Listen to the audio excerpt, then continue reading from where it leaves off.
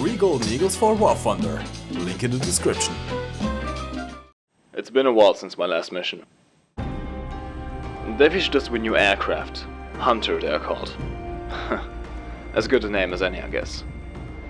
Nothing quite compares to the adrenaline rush you get when approaching a Tier 4 at 1000 km/h. Tracers buzzing past just a few inches away from the thin glass of the cockpit.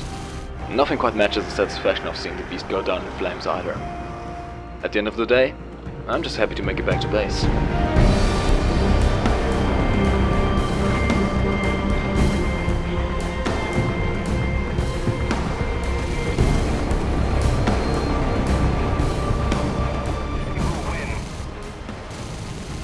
Hello you sexy beasts, my name is MikeGoesBoom and welcome back to War Thunder.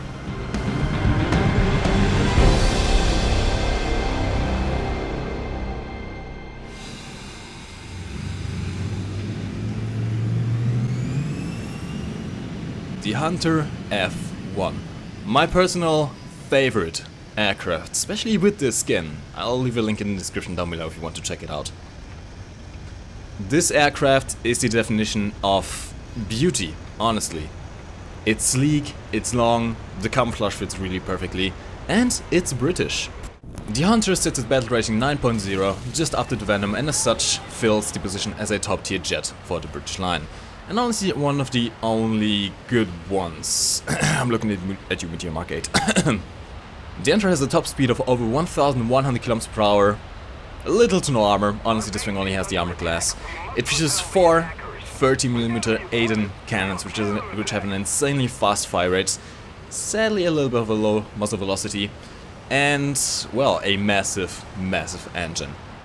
Now I'm not going to go too much into detail about the stats of this thing. If you would want to know about the stats, I'll leave an addition on screen right now and a link in the description to my Blueprints episode that I already did on this thing.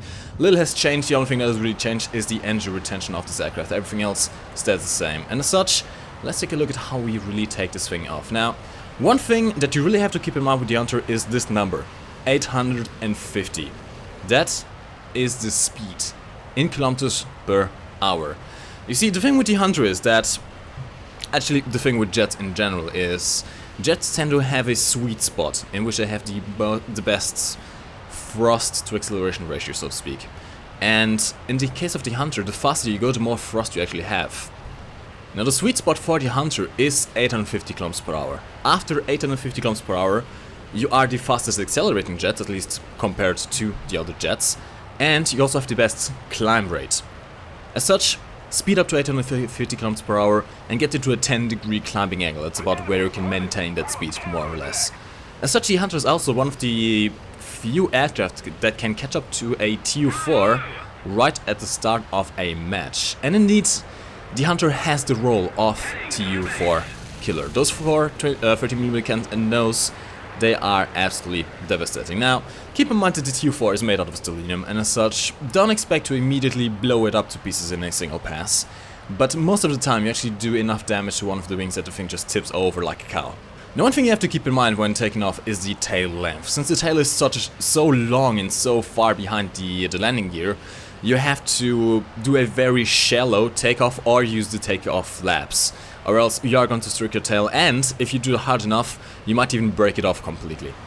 Now, if you are just about to get the Hunter, or if you have a stock Hunter, the next couple of bits aren't really going to apply to you. We're going to talk about the Hunter mostly in terms of ace performance. Stock Hunter isn't all that great, sadly. You still have the guns, but that's really about it. Your top speed is beaten by most other jets, you cannot roll for crap, you cannot turn for crap. Honestly, the best way to play a stock Hunter is to always stay fast still. If you're going to have a disadvantage, at least you're going to stay fast and high. And to use the guns in head-ons. The Hunter is actually a really good head-on aircraft, as long as you have the discipline to break off in time. Now, as for the Aced Hunter, which is what we are flying right here. As I said before, the magical number 850 km/h. As long as you stay above 850 km/h at all times, you are golden. Nothing can catch you, unless you are going into a dive. More on that later. nothing can catch you, you can outclimb everything, you have the best energy retention in the game out of any jets. This thing's just awesome. Now in terms of acceleration, you're going to have problems at lower speeds in terms of acceleration. I think about 550 km/h is where you have your worst acceleration actually. But just after that, about 850 km/h, as I said before, I just have to hammer this number in. 850 km/h, indicated airspeed. That's when you start actually accelerating away from all the jets that are on your tail. And that's what you can use to simply break away from everyone who is chasing you. Now the top speed, when the Hunter was first introduced, the Hunter was the fastest jet in the game. Since then, things have changed. Now the CL-13 is still very close to the Hunter. In some regards, it can actually be faster than the Hunter, but the Hunter still has the slightly higher top speed, but in all effect, they are actually equal in terms of top speed. However, there's one jet that has since been introduced that kind of fucks the Hunter over in this regard, which is the MiG-17. The MiG-17 is indeed faster at any altitude than the Hunter. Now, the one thing you do have to keep in mind is the MiG-17 doesn't quite accelerate as fast as the Hunter after 850 km/h. So if you can catch a MiG-17 that's going slightly slower, you can still accelerate up to him. But keep in mind that if a MiG-17 dives on you, or if one is diving away from you, you have little chance of ever catching one. Now, as for overall handling of the aircraft, the Hunter is a heavy jet, alright? Don't expect to do too many turn fights in this thing. The roll rate is slightly better than the MiG-15s and the MiG-17s, but it's still not all that great, even with the boosters installed. Now, here's a quick distinction you have to do between having the new boosters installed and not having them installed. If you don't have the new boosters installed, just use this thing purely as an energy fighter. You cannot turn... So honestly, you actually will have trouble shooting down stuff at high speeds because they can simply evade you very easily, and your roller is going to let you down. Now, the safety in not having new boosters installed is not breaking your wings. It is very hard to break the wings of this thing when you don't have the boosters installed. When you do have the boosters installed, of course you have to watch out for your wings. Around 8 and 900 km/h, if you do a full pull, you can break your wings. I wouldn't go past 10, 11 G is the absolute maximum you can go on this thing. However, the new boosters give you some big advantages. For one, the responsiveness. When you're diving on an enemy, oftentimes when you're stuck, it's problematic actually getting your guns on target. With the booster installed, not only does it boost your roll rate, which makes it easier to stay on their tail. Now of course you're not going to roll with sabers, but still, the booster is actually going to help you pull your nose up at high speed. Now again, don't overdo it. You can do it easily with the mouse, but don't just full on mash WASD buttons. You are going to break your wings. However, with a clever air brake control, you can actually turn inside of most jets at high speeds. Now, this only applies to high speeds, and do keep in mind that whenever you do any kind of maneuvers, you massively lose your speed. The energy retention, the great energy retention of this jet, is only in horizontal maneuvers and slight climbs. That's when your energy retention really shines. However, when you have the new boosters installed and you just hammer that elevator, you're going to lose your speed very quickly. So I would not recommend going into dogfights with jets that have any kind of allies around them. But if you can find out the single jet, just singled out, sure, go for him. The Hunter is awesome in those short maneuvers where you can turn inside the aircraft and just use those aidons to obliterate them. Now one quick mention of the air brakes. The air brakes can indeed help you to make those turns at high speed slightly, well, to stay behind the enemy and make them slightly closer, so to speak, how to say it. The turns are going to be tighter, that's right. However, they are not really all that effective, especially when you're going for landing approaches. The air brakes actually do little to nothing.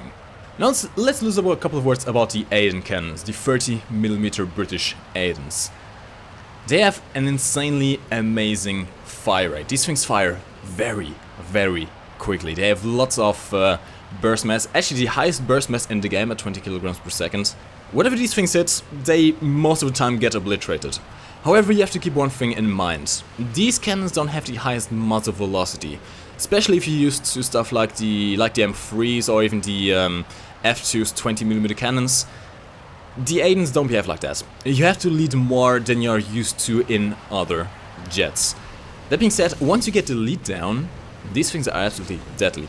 Combine that with the 600 rounds of ammunition you have available to you, this thing can carry entire matches. And indeed, that's what I most of the time do.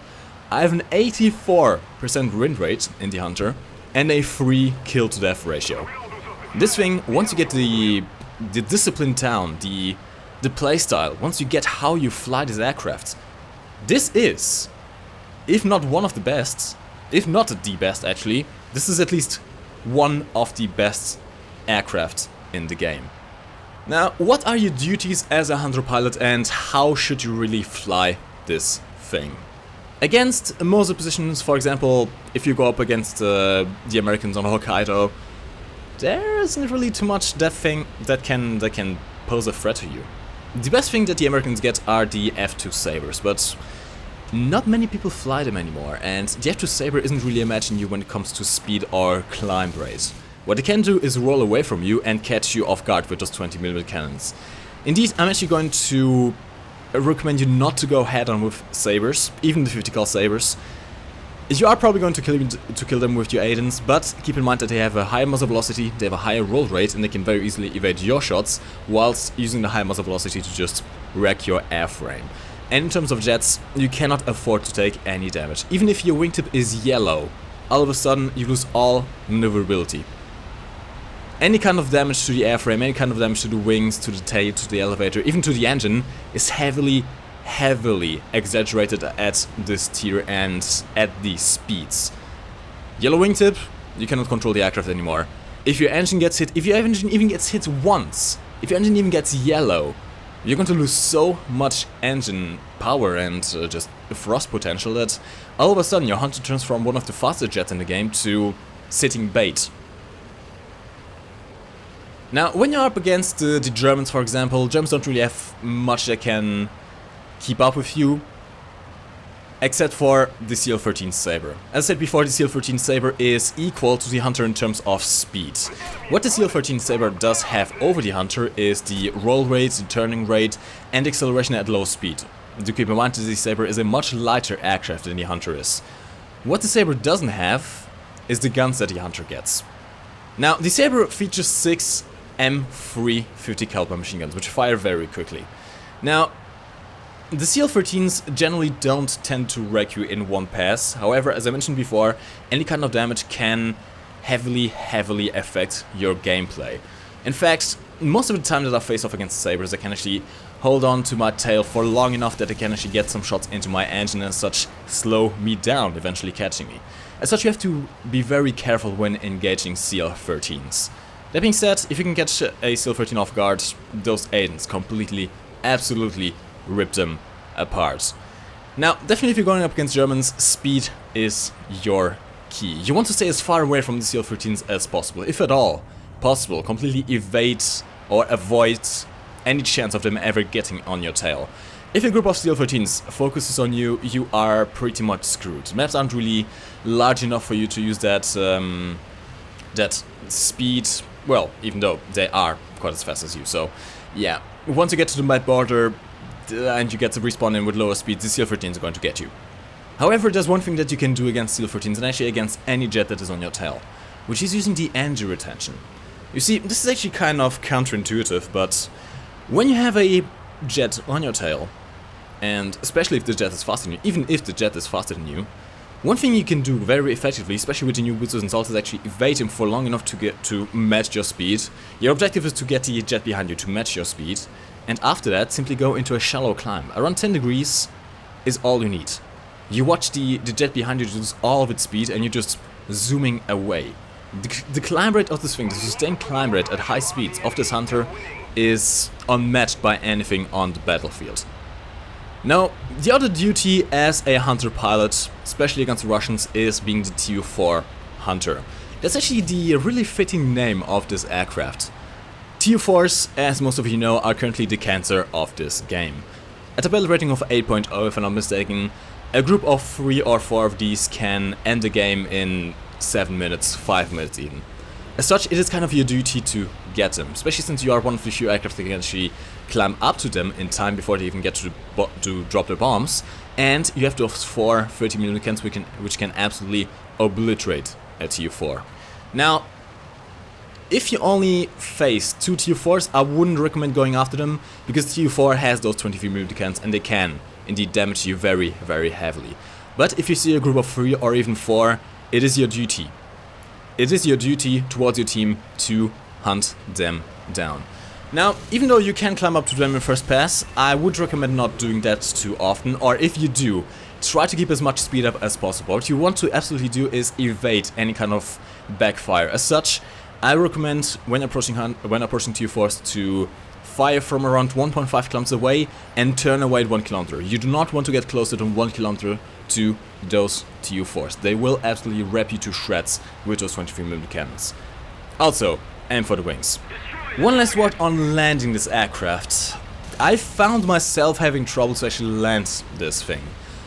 A couple of weeks ago, patches ago, the brakes on all aircraft were nerfed, and this heavily affected the Hunter.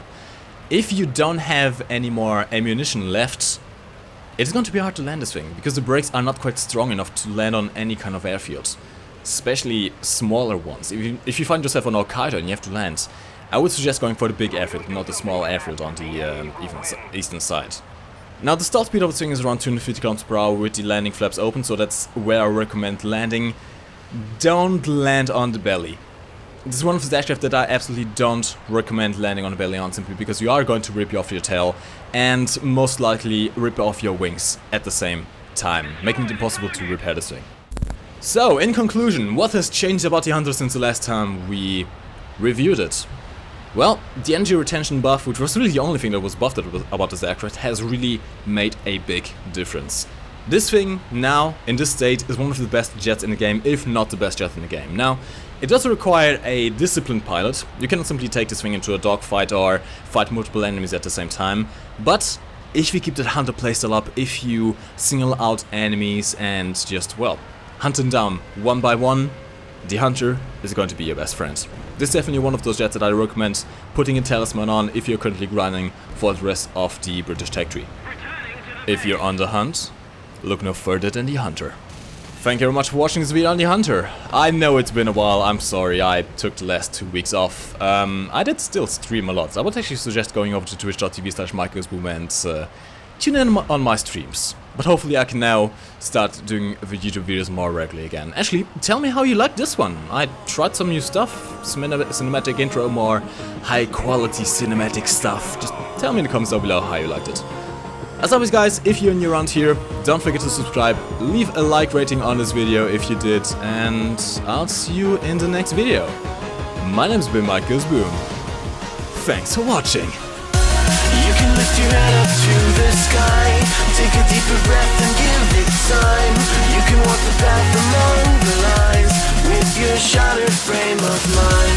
Or instead you could always stay. We can wait right here and play until somehow you can find a slight